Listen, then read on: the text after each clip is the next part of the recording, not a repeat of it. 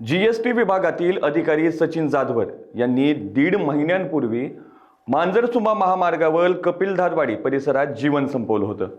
गेल्या महिन्यात बीड मांजरसुंबा रोडवरील कोळवाडी परिसरात दिनांक 17 जानेवारी रोजी सचिन जाधवर यांनी आत्महत्या केली होती।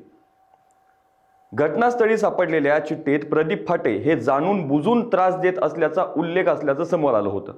त्यानंतर सचिन जाधवर यांच्या पत्नी मयुरी जाधवर यांनी बीड ग्रामीण पोलीस ठाणे येथे प्रदीप फाटे यांच्या विरोधात गुन्हा दाखल केला होता। या प्रकरणी जीएसटी अधिकारी प्रदीप फाटे यांच्या विरोधात बीड ग्रामीण पोलीस ठाण्यात जीवन संपवण्यास कारणीभूत प्रकरणी गुन्हा नोंद करण्यात आला होता। अखेर स्थानिक गुन्हे शाखेने पुण्याच्या वाघोलीमधून आरोपीला काल ताब्यात घेतलंय।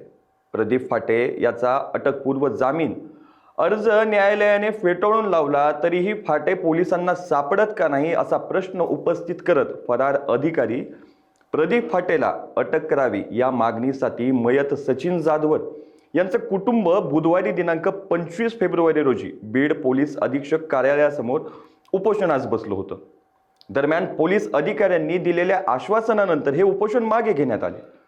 प्रदीप फाटेच्या अटकेसाठी दबाव निर्माण झाल्यानंतर अखेर स्थानिक गुन्हे शाखेच्या पथकाने आरोपीला वाघोलीमधून ताब्यात घेतला आहे।